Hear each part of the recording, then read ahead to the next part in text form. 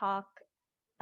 Yeah, and so BVC Talk is basically where we invite community experts to share more about their organizations.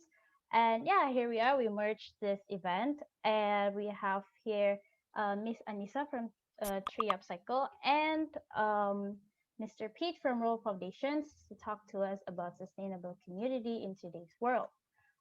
Next slide, please. Okay, so let's start with the objective of this event. So we have two objectives, which are first, which is inspire. So we inspire young talents to innovate using technical skills to solve real world problems. And we build a trusted community where property owners can discover great talents. And we also inspire experts to share their most authentic moments with the next generations. And lastly, we inspire students to intern at Bukit Vista. Next slide. The Okay, thank you. The second objective is delight. So we invite industry experts at leading companies, and in this session, we will have a live Q&A session. So as an audience, you can engage live during the event or ask questions and about topics. So feel free to go to our Slido in this link, or you can just go to slido.com and like put your codes here. Okay, I guess one of our committee already shared the link. And then our moderator later will stir up the debate and passionate discussion. And last is you can join us for the post-meeting huddle with the co-hosts and speakers. Next, please. Okay, so before we dive into the discussion, I would like to explain you guys the format of this session. So first we'll have introductions. So I'm going to introduce you guys our hosts, co-hosts, moderators, and speakers. And next we'll have this moderated discussion with the panelists. Third is the closing and surveys, and fourth is the post-event huddle. Okay, a brief introduction from the project managers. So hello everyone, I am Vera. So what I do here is as human resources in Bukit Vista. Where I studied in Xi'an Liverpool University, Suzhou, China, majoring in business administration. And fun fact about me, I can dance, but unfortunately, I'm still not flexible enough to do split. That's all from me. Next, we have Asa. Asa, to you, please. Okay, hi everyone. So my name is Asa and I am a community management from Bukit Vista and I studied at Universitas Gajah Mada, majoring business management. And fun fact for me is that I ate abon for 5 days straight during school trips because the meals were fixed for the whole group and I can't eat spicy foods. Thank you. Back to you, Vera. Okay, great introduction, Asa. Thank you. Next, we have Jenna. Jenna, to you, please. All right, thank you. So yeah, I'm Jenna, and what I do, I'm a HR intern here in BV. So I actually studied in Nanyang Technological University and majoring in business in Singapore. Fun fact, I only cut my hair short once in my life, and it was an accident by the hairdresser. Thank you. Back to you, Vera. Okay, thank you, Jenna. So these are all the introductions from the project managers. The next slide. Yep. So before we really get into started, so this is Bukit Vista's mission is to inspire delight through hospitality innovations that positively transform guests, partners, and employees. So we hope once we finish this session, all of us can inspire delight and positively transform ourselves. Okay, next slide. Okay, so this is a brief introduction about our company. So we are a property management startup. We also provide hospitality services, and we currently manage more than 150 properties across Bali, Jogja, and Nusa Penida. And here are a glimpse of what kind of property we manage. So there are villas, apartments, homestays, and so on. Yep, next slide. Okay, so for this event, we collaborated with 5 partners. So 3 co-hosts, which are Watery Nation, KMBA, and AIESEC. And for the media partners is UII and HIMA. Yep, next slide. Okay, maybe a brief introduction from our co-host to Watery Nation, maybe to Agnes. Okay, thank you, Vera. So hello all, I'm Agnes from Watery Nation. Okay, maybe you can change to the next slide. Okay, so what is Watery Nation? Watery Nation is a youth organization based in Indonesia. And then we focus on clean water and sanitation. But at first, we don't, our name not Water Nation. We are firstly as Trust Project Jakarta because we are part of Trust Project in the US.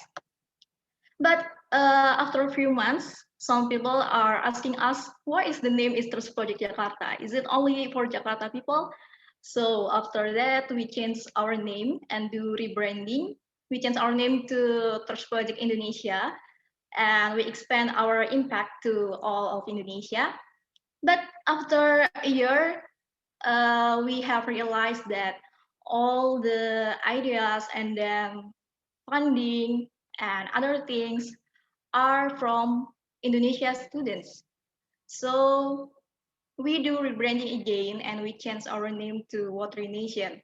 And we hope that after we do this rebranding, we can expand our impact to all nations in the world. So what we do? We have 4 programs as you see on the screen. There are Memetik, and then Back to Larak, and then the Give, and then Watery Share. So Memetik is an online platform that you can do course based in environment, but we don't have any materials to tell the students. So we will be in partnership with some lecturers from university to teach the student. And then we have a new campaign named Back to Larak. So we will ask society to back to use Larak. And then there's the gift. Okay, sorry. And then the gift is we will help other NGO to having a website. So we will make a website with a free domain to them with in free. And then we have Watery Share. After we do funding, we will do some charities to help others, especially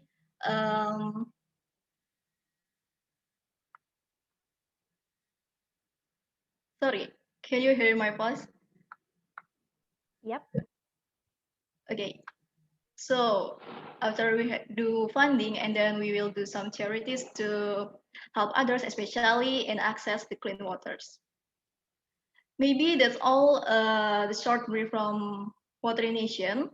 So if you interested to do some partnership with us, you can contact our Arviana, our founder, at the contact that you see on the screen, or you can also directly contact me through email hi@waterynation.com. I will write it on the chat box. Okay, maybe that's all from Watery Nation. Thank you. Okay, thank you, Agnes, for the introduction. Next, we have KMBA to Henry. Okay, thank you for the time and place, moderator.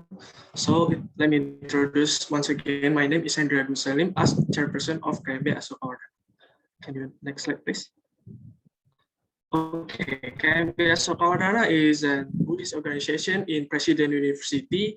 We are focused on engaged in social and religious fields. So KMB Ashokavardhana was formed in November 2004. Next, please.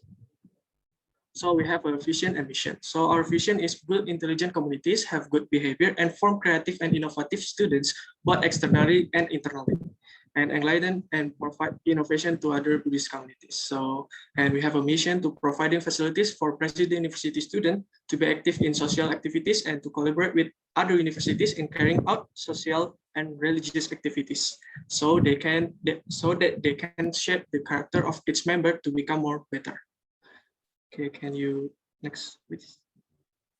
Okay, so our next event will be KMBA Social Project. So KMBA focus on the religious and social fields. So we have a KMBA Social Project, which is an annual event held by KMBA Ashokavardhana.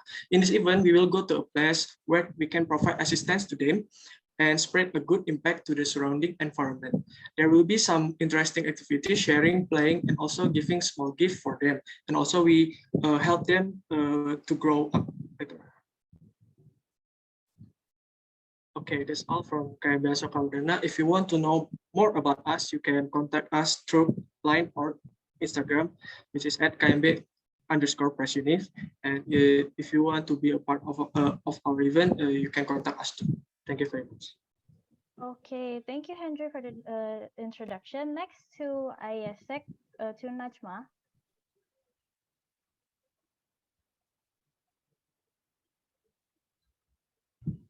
Okay, thank you for your time. So hello everyone, my name is Najma. I'm the head of finance from AIESEC and President University. So what is AIESEC? AIESEC is an international leadership-based organization driven by youth. And AIESEC continues to develop the potential and leadership abilities through experience and learning in a challenging environment.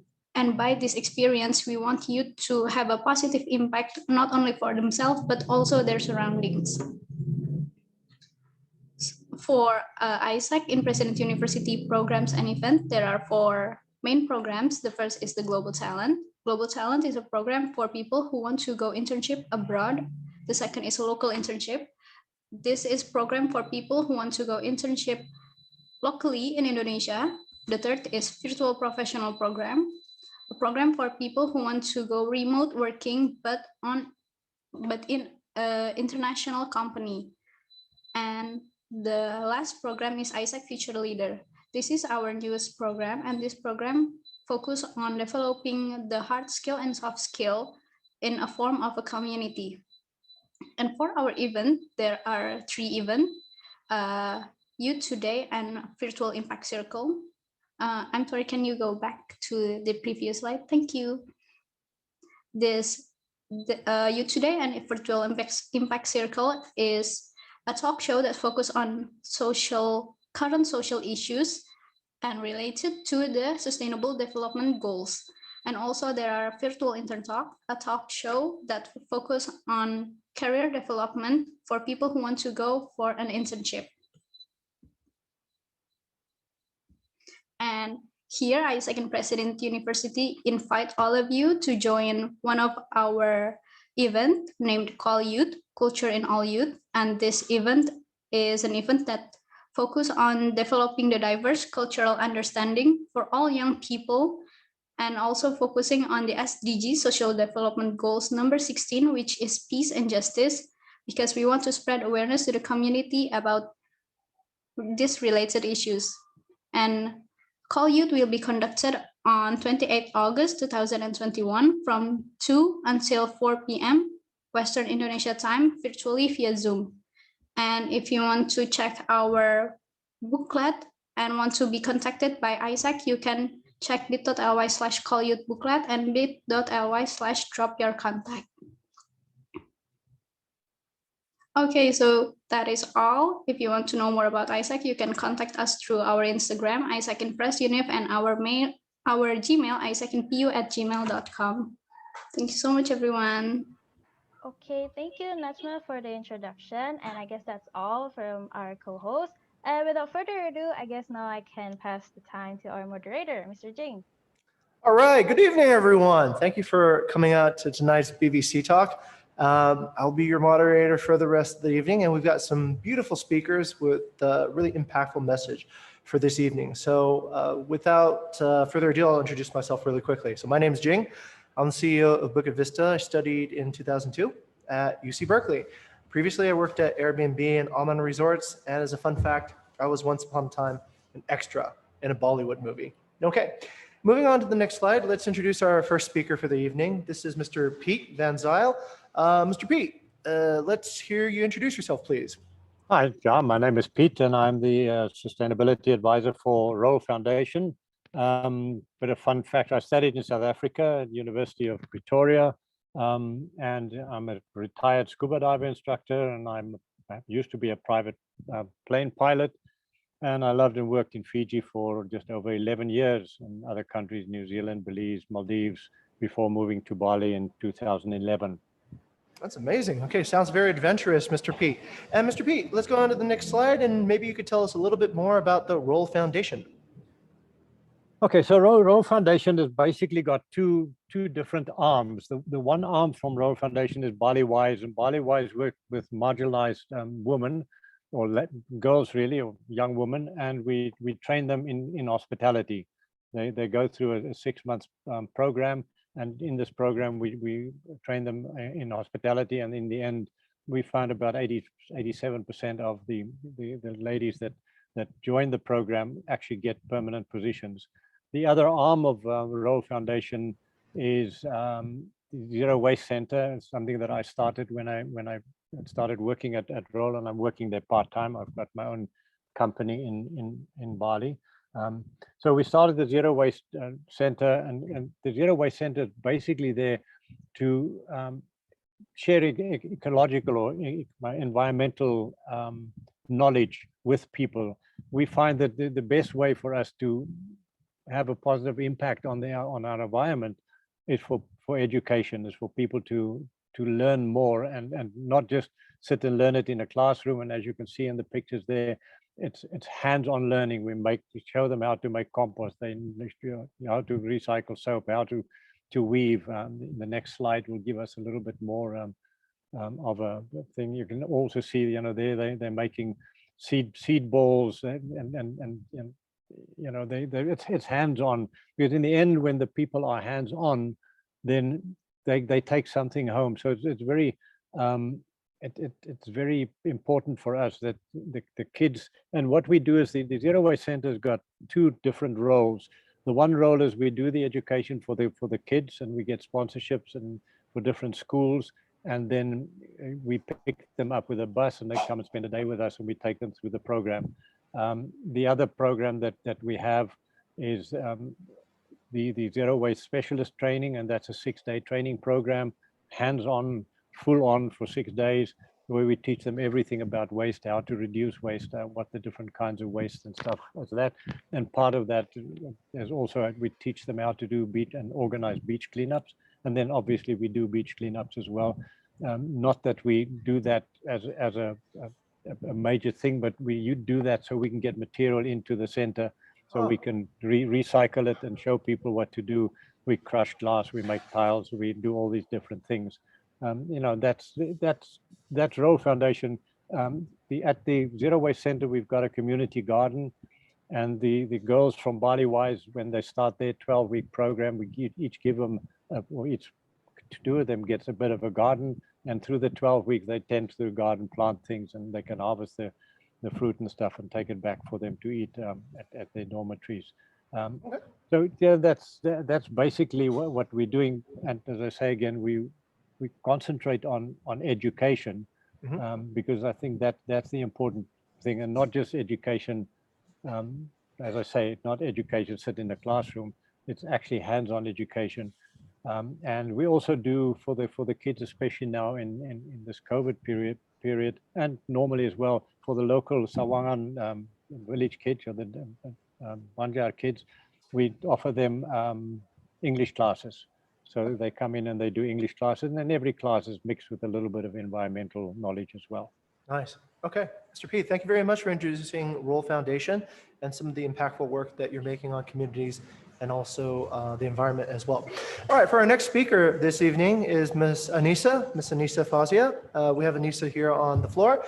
Please tell us a little bit about yourself and your organization, Ms. Anissa. All right, thank you, Bukit Vista team, and hi everyone. Really nice to meet you all here and see everyone's enthusiasm. Seriously, so many young people here, and it's Friday night. So yeah, Anissa, I'm the managing director at TriOutCycle. I studied at Paramadina University back then in 2011 to 2016. And fun facts, I never buy any new clothes or books within the last 6 years because nice. I'm a thrifter. Cool. Okay, let's move over to the next slide. Okay. Misi kami adalah mengurangi limbah, menginspirasi setiap orang untuk menjadi konsumen yang bijak, dan bumi yang lebih hijau. Tahukah kamu bahwa industri garmen dan tekstil adalah pencemar kedua terbesar di dunia? Juga, tahukah kamu bahwa setiap tahun terjadi kebakaran hutan di Indonesia? Yang terburuk terjadi di tahun 2015, di mana 2,6 juta hektar hutan kita di Kalimantan hilang terbakar. Berbagai dampak dari polusi garmen dan kebakaran hutan tidak hanya berbahaya bagi manusia, tapi juga bagi kehidupan ribuan satwa dan jenis tumbuhan di Indonesia. Banyak yang peduli, tapi tidak tahu bagaimana caranya untuk berkontribusi. Dari hal inilah, Tree Upcycle lahir untuk mengajak setiap orang menjadi bagian dari solusi. Siapa yang menyangka kalau sebuah bandana dapat menjadi solusinya? Bandana yang kami buat adalah hasil olahan limbah spray dari hotel-hotel di Bali. Selain bandana, kami membuat produk upcycle lainnya seperti tas, dompet, dan masih banyak lagi. Tidak berhenti di situ, hasil keuntungan yang kami dapatkan didonasikan untuk mendukung organisasi-organisasi yang menjaga kelestarian hutan dan satwa di Indonesia. Dengan menggunakan produk kami, kamu telah menjadi bagian dari solusi, karena hal sekecil apapun yang kita konsumsi akan memiliki dampak pada bumi ini. Ayo menjadi konsumen yang lebih bijak, karena kalau bukan kita, siapa lagi? Together, we stand for the forest. That's nice. All right. Tell us more about your organization, Ms. Anissa. Yeah, sure. Okay. So as you see in the video, Tree Upcycle is a social enterprise. We are using upcycled material to promote conscious consumption, and we plant trees for every product sold. We were inspired so much by the Balinese philosophy called Tri Hita Karana, which means 3 keys to happiness. What are these keys? 1 is harmony among human to human, and 2, harmony among human to nature, and 3, harmony among human to the God, or whatever we believe in spiritually. So this ancient philosophy is actually very close to the sustainability concept, right? Next. So we created the products as a solution that aims to spread the message and embracing the community that cares about the environment. And how we do it? Next. Firstly, we collect the waste, which are mostly old bed sheets from hotels or fabric scraps from the garment factory. And then we upcycle it by designing and adding the value to the product and make the lifespan of the fabric longer. And then third, we sell it and spread the message to our customers and audiences through our channels like social media, website, or events. And last, we donate some of the profit to support grassroots organizations to plant trees. So simply by buying one of our products, you will plant a tree in one of the forests in Indonesia. Next. And here are some examples of our product we made. Everything is made out of upcycled fabric. As you can see, Tree Upcycle loves to collaborate so much. Some of our clients are the big ones, such as Art Hotel Group, Alila Hotels, WWF, Bali Spirit Festival, and even a wedding party. So if you ever look for a custom-made upcycle merchandise, please do not hesitate to reach out to me. Next. And here are some of our growth since we are built in 2016. Next, maybe we can just run through this quickly. And also some other achievements like the competition we won before. And then next. Yeah. All right. Anyway, so they're all about Tree Upcycle, but in the end, I always love to share that if you care about the environment, which if you don't, then you have to. You can start to do these 4 simple steps. 1 is to learn more because knowledge is power. Read articles in the internet, follow social media that educate you about environment because there are just so many platforms out there like Spotify, YouTube, even TikTok, you name it. And then second is to share it because by doing that, you will spread the awareness among your circle, at least. And the third is, this is the most important message from us usually, is to become more conscious consumer because you can just do simple things like thrifting, which is much better than buying new clothes that need so much energy in the production, right? and so many thousand other simple things that you can do by your own. And last one, next. It's the last but not least, you can join our tribe by following Tree Upcycle social media to get informed. And so you also not feeling alone to be only the one who cares. That's it. Okay, perfect. Thank you, Mrs. Anissa, with Tree Upcycle and some of the amazing work that's happening there. Okay, just as we're about to go into the main topic now, this is the moment everyone's been waiting for. So we'll engage the speakers on some really interesting topics that the teams and co-hosts have prepared. For this evening, we also want to hear the voice of the audience. So please take a look at this link here. This is Slido. And what Slido allows the audience to do, if you're participating and listening to this right now, is that you can ask questions and also upvote questions if you don't have any questions of your own, so that we can get some audience engagement, because we really want to hear your voices too as well. All right, let's jump right into it. So the first slide is meant to be an icebreaker, okay? As nonprofit organizations, it is important to get funding. Both of your organizations happen to be in Bali. How often do you find yourselves at rivals with getting funding, and how often do you find yourselves on the same side? And let's explore that topic a little bit more as one of our first icebreakers. Let's go to Mr. Piet. Mr. Piet, what is the funding cycle like? And is Tree Upcycle ever in competition or in collaboration with you? Yeah, I don't think there's really a competition for funding, because we each of us do something different. But yeah, that's also part of the challenge. Sometimes when we get into these situations, we find that everybody says, well, you know, I've got all the answers, and therefore I've got to do it all by myself. Yes, we get some sheets and stuff in as well, and I'd be happy to rather donate it to Tree Upcycle than us trying to do something with it, because it makes no sense. We make bandanas as well, but not the way that you do it. We basically do it to show people how to do natural dyes.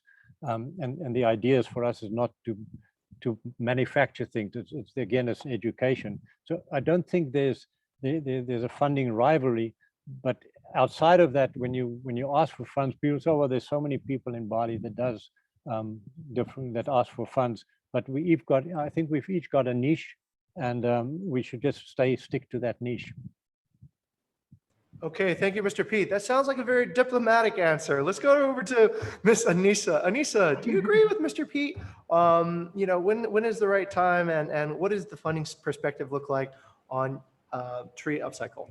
Yeah, well, I guess the question is a bit irrelevant for Tree Upcycle, since Tree Upcycle is never really look for funding. We are a social enterprise. We're not a non-profit organization.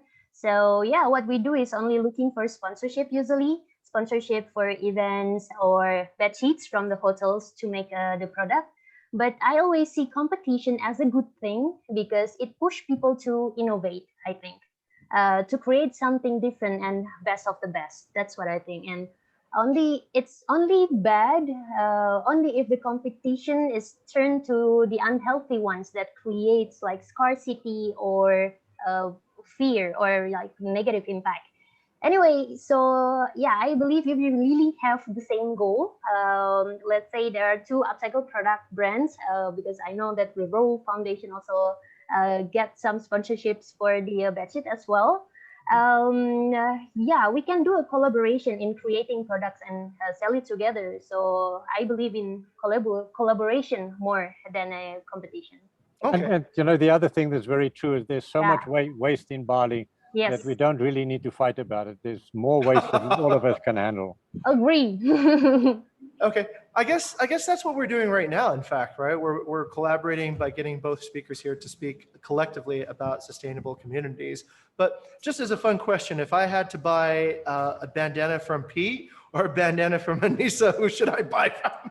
Let's go to Anissa. Well, first of all, you can't buy a bandana from us. You'll have to come and make your own. Oh, okay, okay. The idea is that you want to buy a bandana, and I've got 2 bandanas from Tree Upcycle that I bought way 2, 3, 4 years ago already. Okay, very good, very good. Yes, so that's fantastic. We're not competing with each other. We're actually collaborating. Yes, sounds good. I agree. Sounds good. Okay, yeah, I did see that actually. Both organizations are addressing different niches. And even though I think you guys do have a overlap and focus with the environment, but there's enough differentiation there. Okay, fantastic. Let's move on to the second topic, which I think is very relevant these days. So this this question is coming from Ashokavardhana, and it is related to the pandemic and the situation that we've been seeing over the past, I guess, year and a half almost in Bali, which is, how has the pandemic actually affected your work in sustainability for both the environment and your communities? And we're just going to kind of explore what this means. Let's start with Anissa first. What's your first initial thoughts on this topic? Well, yeah, if we're talking about the pandemic, to be honest, the pandemic has hit a tree upcycle really hard, because before, our main target market is the tourists who come to Bali and looking for cool merchandise that remind them about Bali and Indonesia to bring back to their home. But since people are stopped traveling, there is really no income back then in 2020. So we stopped producing. We can't afford to rent a store anymore. We can't keep up the team because we cannot pay their salary. I was so sad back then that I cannot do any more fun offline events activity. And we just stopped like that, just doing nothing for almost a year. And yeah, luckily I also got another job to stay alive. But then around 6 months ago in February 2021, I decided to continue what I have started, but with different strategies. Now we are in the process of pivoting our market to the local youth, which is you guys mostly here, and businesses instead of the tourists. So yeah, I believe that the pandemic has some positive and negative impacts for sure for the community. For instance, since people are staying at home and avoiding to travel means people are not using transportation as much as before. And it also means reducing the carbon emission and make the air quality much, much better than before, right? But on the other hand, people are ship or deliver their packages and foods to their home more often than before, which leads to more packagings to be wasted, plus tons of single-use medical waste if we talk about waste. So directly or indirectly, the pandemic is affecting our lives and the global economy, which is ultimately affecting the environment and the climate. And for me, this is a big warning for us how we have neglected the environmental components, and it enforced humans to be more aware of the climate change. Excellent. Actually, that's a really interesting response, Ms. Anissa. I especially hung on to that part, like the tourism has stopped, so therefore the organization and the way to sustain the organization has no doubt been affected by that. But there's also kind of some maybe positive points to reducing tourism by the reduction of travel, carbon emissions, but simultaneously we're getting these upswings in online shopping that is also generating packaging that probably wouldn't otherwise be generated. Other hand, let's go to Mr. Piet. Mr. Piet, what's your thoughts on this one? How's the pandemic affected your situation, and do you see similar pros and cons with Anissa? Ms. Anissa? I think initially for us is that we stopped getting people to come to the center to do the educational programs because we couldn't travel. Now we can't travel again, and it's become difficult to bring people into it. But what it did for us at Rowe Foundation is it gave us a chance to work on our business rather than work in the business. and so we could restructure a lot of things that normally you don't have time for. So we could redo these things. But yes, it does affect us. We used to pick up maybe 100 kilograms of used soaps per month. We're now picking up maybe 1 kilogram. So there's no more guests in the hotels using the soap. So it does affect us. So we started things like we're making jamu as well with some of the vegetables we grow in the garden, and show people how to do that. We do paper making, show people how to do that. And then obviously in the Zero Waste Center, we separate waste and teach people how to work with the waste. And not only, like Anissa said, I find the same thing now is that now with the pandemic, everything gets covered in plastic. When you go in, now it's good again to cover things in plastic. We were just getting very good at not covering everything in plastic. Now we're back there again. Yep. But then, we show people and we show them that, if you have a clear plastic bag, it can be one of 4 different types, and know what you're buying. And I think that is the important. We were talking about consumerism, and that's what came out for us. We need to make people aware that everything they buy is in a packaging, and what happens to that packaging, it does not magically disappear. It goes somewhere, and unfortunately here with us, a lot of it ends up in the ocean. But so that gave, I think the positive part for us was we could work on our organization. Yep. And restructure and get our ducks in a row again. Definitely. Okay, I hear some commonalities there. So it seems like the packaging issue is a common new thing that the pandemic has created, like a problem with plastic packaging. But there are some positive things. Like it's funny because our own organization, and I saw Anissa nodding her head too as well, underwent, like what I think you said, it was a transformation of instead of working on, you're working on the problem now and really defining that. So yeah, okay, that is actually kind of a good point. I guess the work of sustainability is never really over. One problem solved leading to the next. The other challenge that we do have is with the, especially the hotels that we're working with, not having guests, they also ran out of cash. So, so they can't support things anymore. And so, with the pandemic and the fact that there's no more funds, the funds that dry up first is the sustainability funds, because they get into when they need to support staff, they need to keep the places open, and I understand that, but yes, sustainability is taking a step back. I can see that. Okay. All right. Let's close this topic for now and go into, like, I guess the past, right? To the next slide, please. So this is coming from AIESEC and also Watery Fund. Let's kind of remember the good old days, I guess, and zoom back to 2019 before March. Before the pandemic, I'm sure running organizations focusing on sustainability had different challenges. What were your particular challenges during those times? And how did you approach building sustainable communities and also impacting the environment in the right way? And what were some of the methods you overcame those? I forgot who I started with last time, but I'll go with Anissa on this one. Yeah, Ms. Anissa, what is your response to this? Well, it's always been challenging for us, but I'm sure that we're slowly getting there. First of all, because Indonesians are still in a very low eco-conscious level. According to the data from the BPS, the Badan Pusat Statistik, there are only around 28% of the Indonesians care about the environment.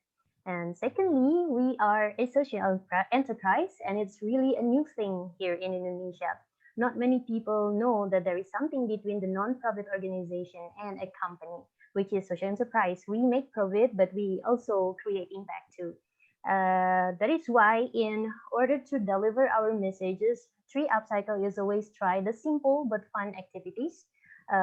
Because Indonesian loves to have a chit chat, gather with people we love, and do fun. For example, we usually have a clothes swap event where you can swap your old clothes with other people's old clothes. And from this activity, we want to share to the participants that buying clothes, especially from the fast fashion ones, could be bad for the environment and bad for their financial too, actually. And sometimes, also we have upcycling workshops for kids or even adults to let them know that the longer a lifespan of a product is, the better, because it will avoid it to become waste and go to the landfill. That's why a single-use product is always bad. And since the pandemic hit, we moved the workshops online, and sometimes we do mini events with limited participants.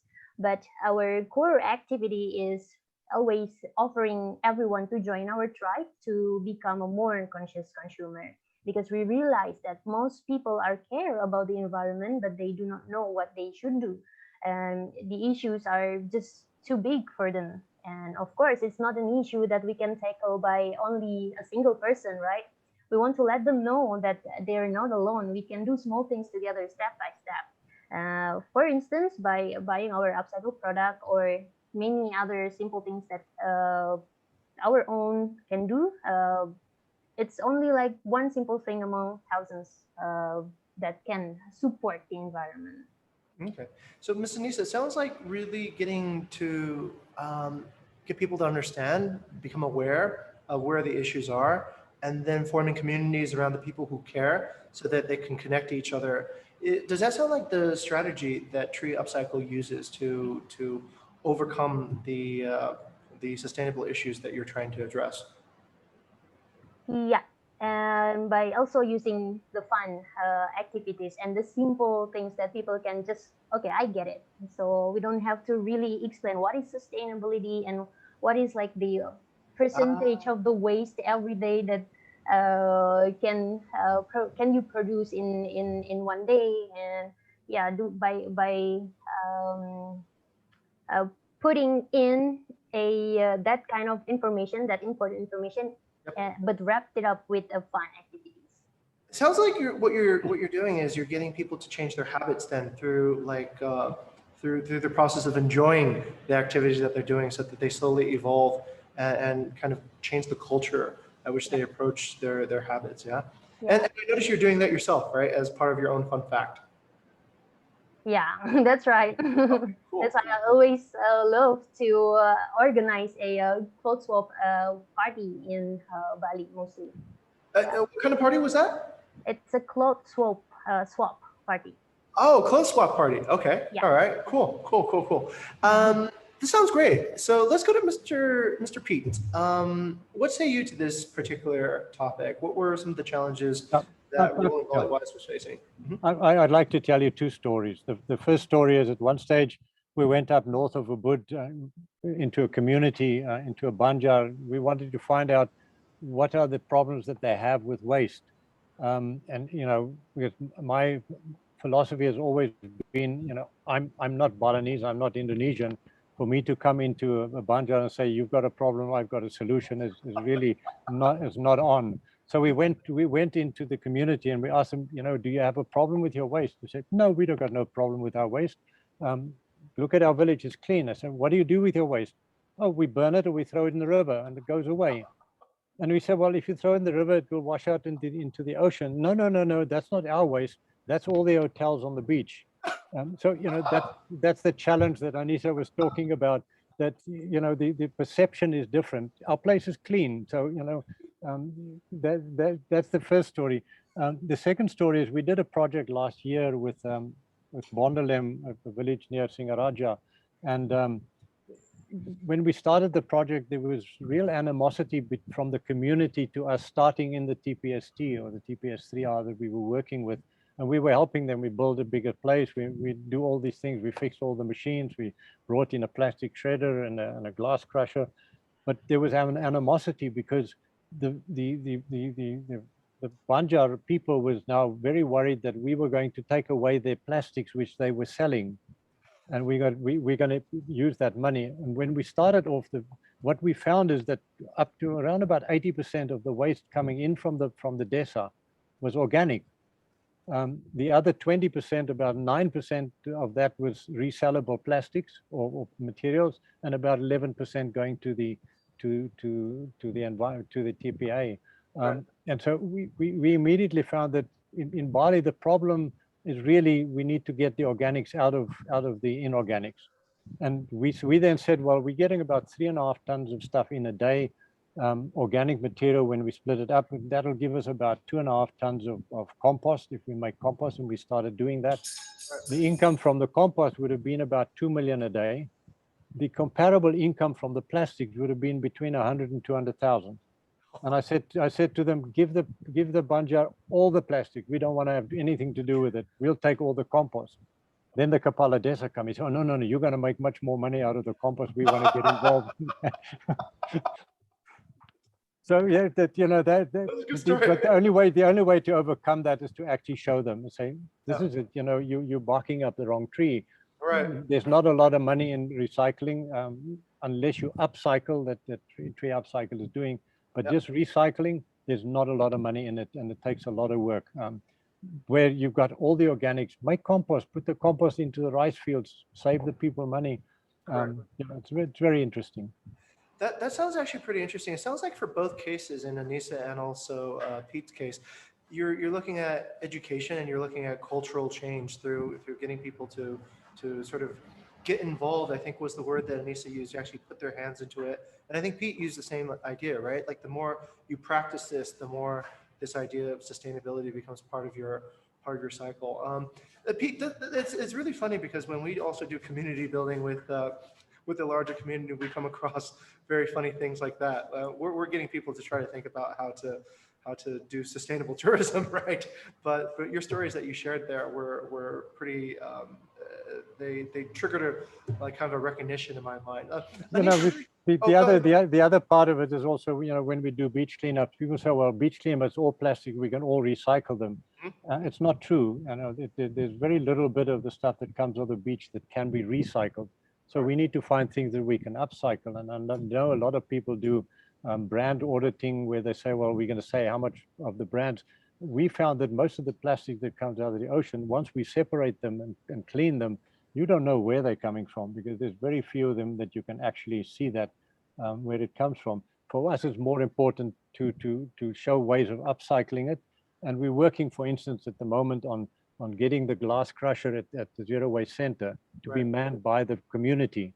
We'll fix it because that's the problem with it. And they get paid by the kilograms of glass they crush. And then somebody else will get paid by the amount of floor tiles that they make. Okay. But so we want to create the social enterprises. We don't want to do it for them. We're an education place. We're not a social enterprise. For us, it's more important for the social enterprise to be created, because that way we solve the problem. I agree. I think that also kind of ties everything together, that if we do want to solve sustainability, we got to get the people to form the habits, right? So that it becomes something that they feel like they have ownership on. Okay, Ms. Anissa, do you have any quick comments or anecdotes that you'd like to share before we move on to the next topic? Yeah, when Mr. Pete is talking about plastic waste, it's also the same thing is happened with the fabric waste, because fabric that we're wearing right now is, most of them contain also some plastic, polyesters. So it's even harder to recycle it. So that's why TraPsychologists choose to upcycle it instead of recycling it, because it's also needs so much energies to do the recycling, and then a big money for sure for that, and yeah, pretty big effort to recycle the fabric. So yeah. Okay, fantastic, very good.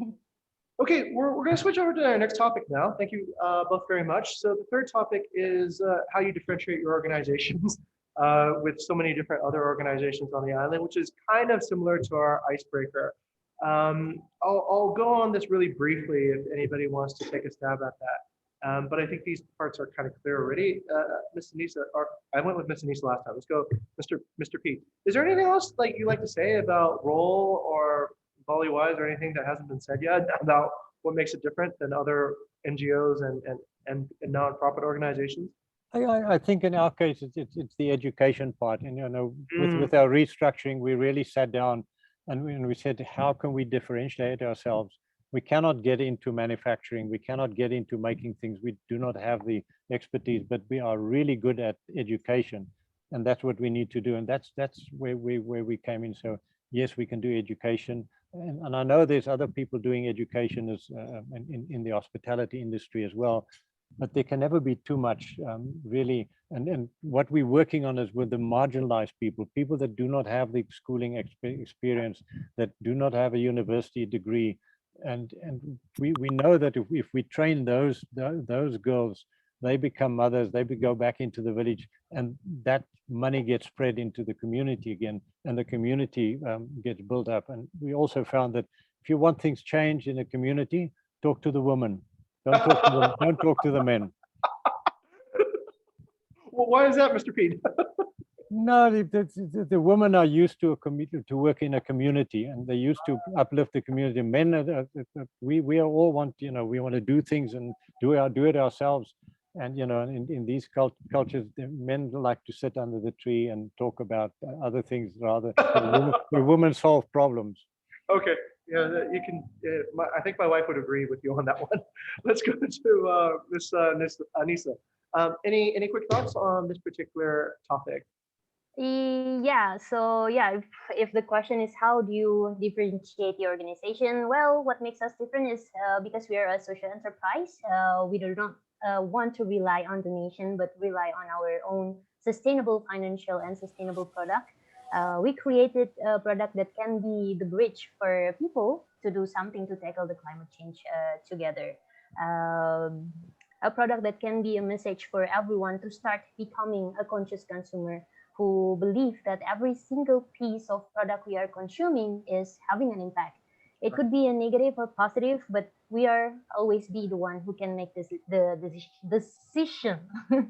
So yeah, we're building the community of conscious consumer is also one thing that differentiates us from others. I think. Okay, it's fantastic. Oh, Okay. for other organizations out there, you know, the process that we've gone through, if you want to start a social enterprise, and Tree Upcycle has got this worked out very well, you need to ask yourself, why am I here?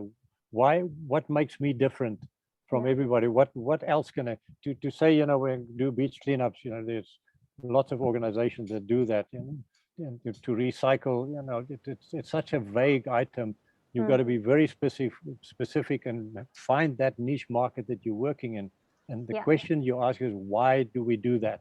And if you can't answer that, they say that's you know, in our case, to educate or to share knowledge so that that knowledge can be applied in the local community. That's what we do.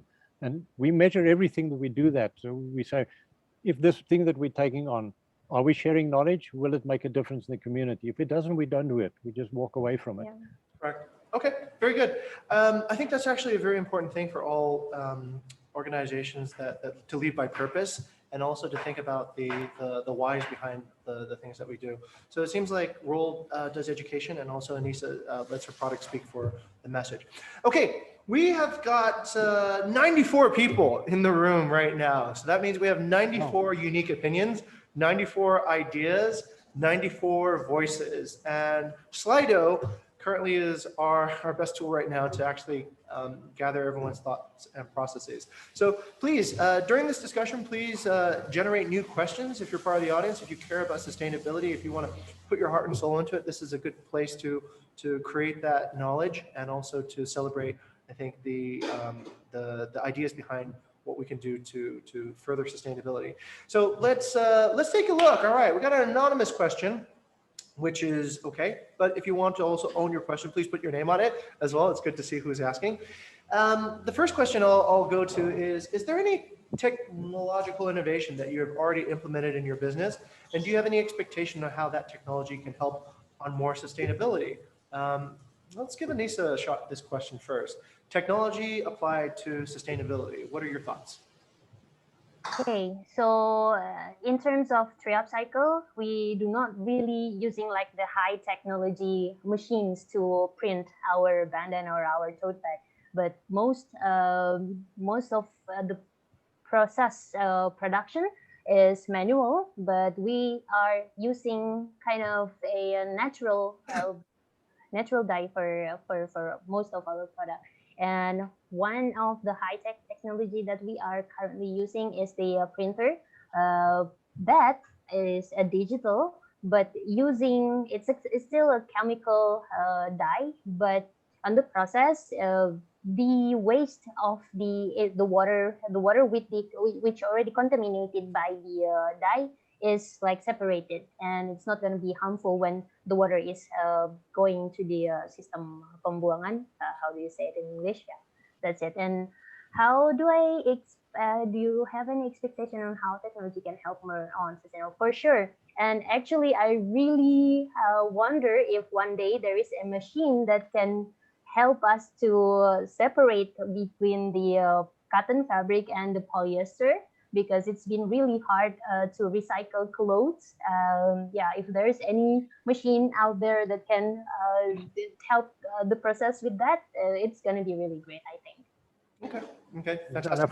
From my side, I always believe, people talk about artificial intelligence or technology, My feeling is the other AI we need is actual intelligence. We need to start with people, because that's where the technology doesn't help us much if nobody wants to separate their waste at source. Yeah.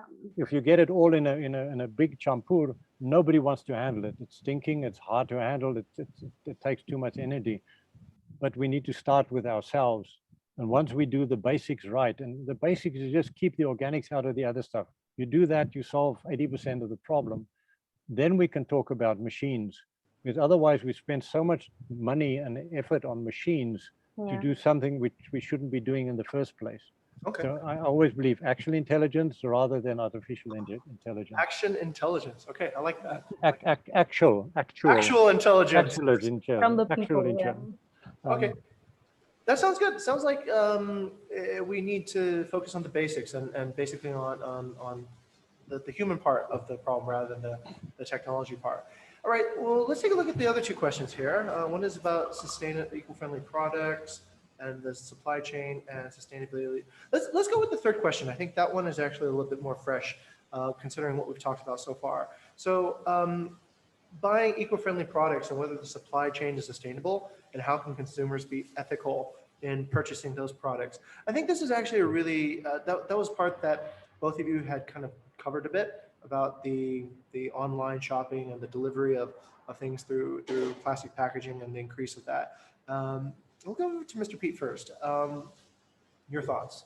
I think, for that is we also need to watch out for greenwashing, because people say they've got eco-friendly products and you've got to buy our product and it's so great. I remember, I think it was in Thailand where I went at one stage and they were selling water bottles that had a big thing on the outside that says we're 30% more environmentally friendly than our competitors. What they were actually saying is their plastic was 30% thinner. It was still a plastic water bottle. So we need to think about, look, and we need to ask the questions. And this is what I love about the current young generation, is they ask these questions. They don't believe it. And we should always ask the questions. When you buy something and it says eco-friendly, read the label. I was working in a hotel and they were selling, in their minibar, they were selling a package of cashew nuts. And the cashew nuts had a nice message on it. When I lived in Bali, the cashews were so sweet. So people say, oh, this is an Indonesian or a Balinese product. When I look at the package, it came from Buffalo, New York. And I say, hang on, really, do you have to import cashews from Buffalo, New York when we're making it? We've got Multigunung doing it. We've got East Bali cashews. We've got social enterprises and businesses here so watch out when people are saying that we're very ethical and we're very environmentally friendly. Do your homework. Check it out. Definitely. Okay. It seems like we need to be educated consumers and not get fooled by false marketing there. Let's go to one of the it's sort of a rule of thumb, and you don't say it's always true that you have. Look at the packaging the things come in. And if you evaluate the packaging, if it's cheap packaging, you shouldn't be eating what's inside that package as well. Because it's normally the cheap packaging that contains things that is not good for you to consume in any case. That's a good point. That's a good point. The proof is in the packaging. Yeah, proof is in the packaging. All right, let's go to Ms. Anissa. What are your thoughts about this eco-friendly products? Yeah, these questions is just really great. I think this is the best question in this event, because it shows that you are care. It shows that you are a conscious consumer because you're questioning the product that you want to buy. And that's really the first thing if you want to become a conscious consumer. You asking the producer, where is it come from? And you see the label which shows that what is the ingredients or what are the materials to make this product. And Mr. Piet is really right. You have to seek for the truth, for the see the label. And I also believe there is no perfect process. As long as humans still consuming, there will be always waste. There is like 100% zero waste only if we humans stop consuming at all. Right. So yeah, there is because the process is very long from the production until it gets arrived to your home. So you have to see like every single step of it, uh, asking to the producer, to the company who makes the product, and then buy local is very important as well, because the further you order the product from, the more gas or the more carbon emission it will be in the air. So yeah, I first want thing to, first, I want questioning to, yourself. And also I think right. it's also very important is to differentiate between your want and need. If you do not really need the product, then you don't have to buy it. If you like, if you think that it's only a want, you don't have to really have it. You don't have to really buy it. Sounds interesting. That sounds like something our Buddhist co-host might agree with, actually. All right. But you know, it's very important. I want to go. There's two questions down about big corporations that that exploiting natural resources. When you do your homework and people say, I've looked at the eco-friendliness of eco thing. If there's a corporation that is not doing good, stop buying their products. Yep. Find out which of their products. It's not always easy because if you know how many products Nestle make and how many products Coca-Cola make, it's very difficult to do it. But do your homework and stop buying it. That's the power that you as a consumer have. And I think yes, the big corporation says, well, but everybody's buying it. That's why we keep on making it. Correct. And I think that's important. Okay, that was a really good segue, actually, Mr. Piet. And yes, I think that goes back to our theme of what actually creates impact and sustainability are changing people's habits and education as well. Okay, that pretty much wraps up the time that we had actually for the Slido portion of our discussion. But if you wanted to ask something to the speakers, we have a huddle session at the very end of the talk. A huddle session is like back in the day when we actually had real physical events, people would get together at the end of the event to talk to the speakers by the stage. Or maybe nobody has actually experienced that yet, but that's what we're gonna do here at the very end. So stay to the end if you want to approach Mr. Piet or Mrs. Anissa or me about any of these questions, and we'll try to keep them in the room for a little bit longer, yeah? But I think the next thing that is actually pretty interesting is Miss Anissa has a little game for us. Is that correct, Miss Anissa? No, wait, sorry. Before the game, survey. Okay, so pretend this is the end of your Gojek ride, and you're gonna give us a review now. So for everybody who's an audience member right now, we're gonna share a link to this link, bit.ly, BV Seminar 2021, and give us your honest feedback about how we did today, okay? So this is how we actually create very engaging events. This is how we share feedback to the speakers. To me, you can tell us maybe you didn't like my shirt, or I don't know, like maybe there were some topics that we could have covered that we didn't cover. Please share all that feedback with us because feedback is a gift, and we want to be able to continuously innovate, which is a theme that I think is important. And that's one way you can help move the movement forward as well. So I think one of our event team will share the link, and please take a moment to fill that out. And while you're filling that out, let's go to Mrs. Anissa on the next slide here. So we have a quiz time. Ms. Anissa, tell us what to do. I haven't done this before, so I'm going to be learning it as a first time, beginning with you. So what do we do now? Okay, so it's a quiz time. I will have some questions for you to answer, and the answer will be based on my presentation and maybe some that you get during our talks.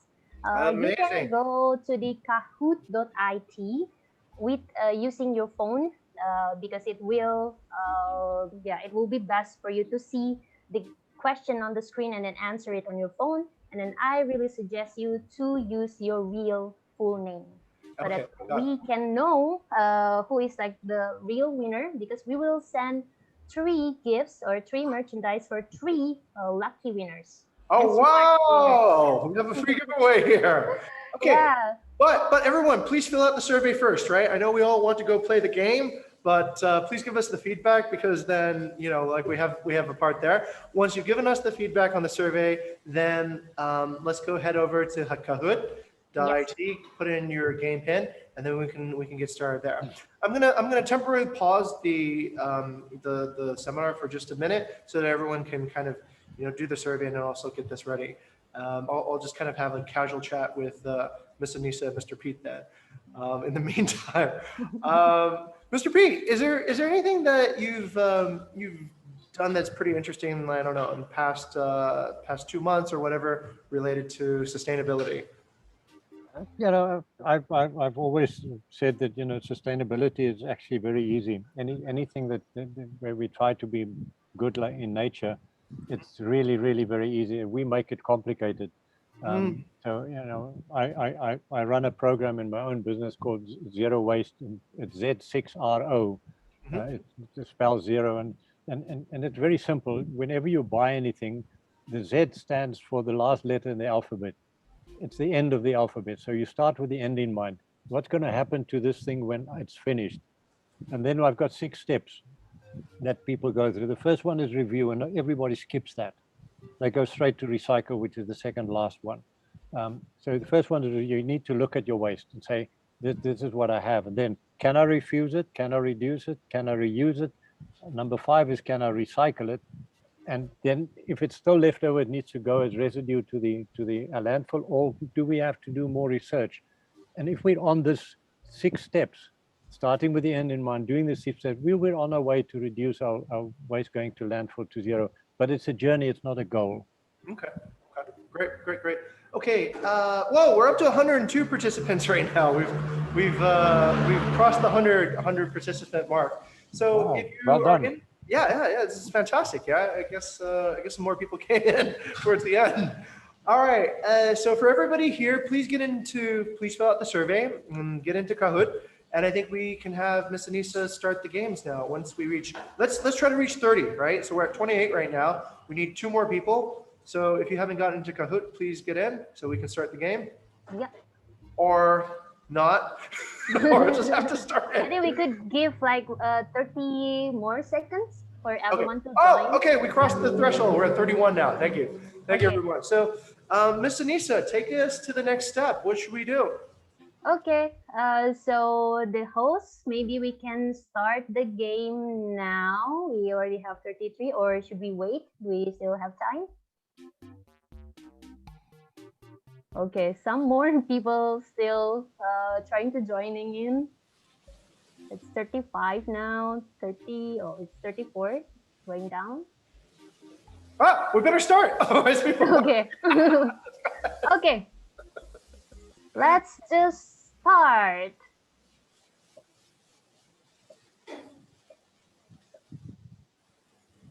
Okay. So first question, what is the ancient Balinese philosophy that inspired tree upcycle? Tree Puspakarana. 2 seconds, 1 second, 0. Okay. Most of them answer the right answers. And we have somebody named Kato in the first place. Okay, next question. Where do the upcycled materials, tree upcycle use mostly come from?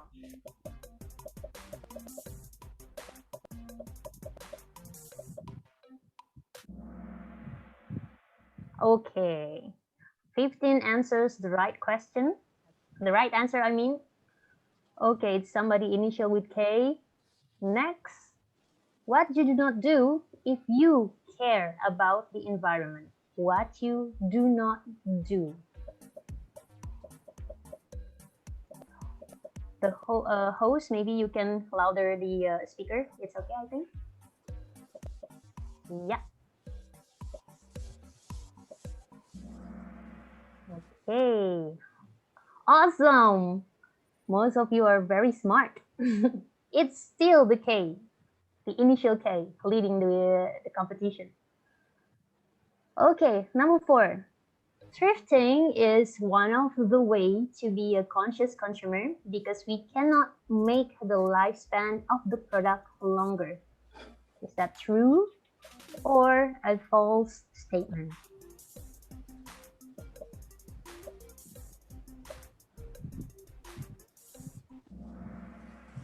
Okay.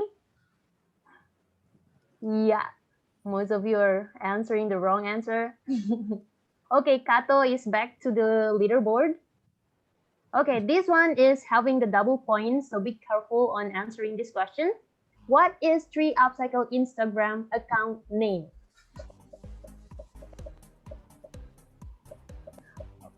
Okay, time is very limited. Okay, so it's only 6 people who answer it right.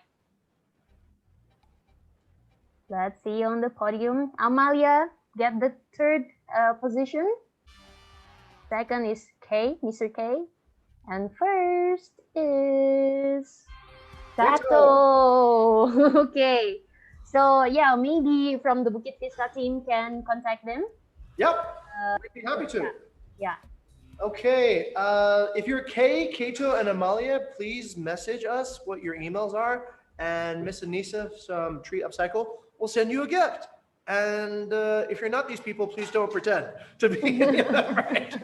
And okay, all right, fantastic. Let's continue. Well, this is pretty much it. Thank you everybody for coming into our amazing talk this evening. And of course, we wanted to tell you the real purpose was to actually do internships. No, I'm just kidding. But we are actually here to ask if anybody is interested in focusing on these particular principles. These are principles that we hold at close value here at Bukit Vista, and we are open to remote internships. So currently we're looking for community management interns that can help our property owner network to consider and implement more sustainable practices in how they operate their businesses, especially during the time of pandemic. Also customer relations in our host, air support and reservations team, and also a content creator that can come to Bali and actually tell the story of what's actually happening on the scene now in Bali in the framework of the pandemic, right? So anyways, you're wanted, apply for a job if you're interested. This is us on BVE-Talk. We have our own Instagram account, who would have thought, right? But this is, BVE-Talk talks about all kinds of amazing things, from data science to environmental sustainability to tourism to whatever is a really good, thick topic. So please follow that so that you'll find out about the next BVE talk and you won't miss out, right? How awesome is that? Okay, so that, let's see, do we have any more slides or is that it? Oh, yeah, we have another Instagram account, apparently. So this is the employee experience Instagram account, Journey at Bukit Vista, where you can follow and see what it's actually like to work here and experience the Vistern and Vistan experience. Okay, last slide, I think. Oh, we'll go into the huddle. But before we go into the huddle, I want to take a picture with everybody. So that means we need to see you and your camera. So I hope everybody had a working camera for their phones. So what I need everyone to do as quickly as possible so that we can, either finish the session or go home or whatever, please turn on your camera so that our event team can see your lovely face. And by seeing your face, it shows that you support environmental sustainability and all kinds of other great things. So please turn on your camera. And wow, this is amazing. So the funniest thing about doing these types of events is oftentimes it feels like I'm just speaking to my computer.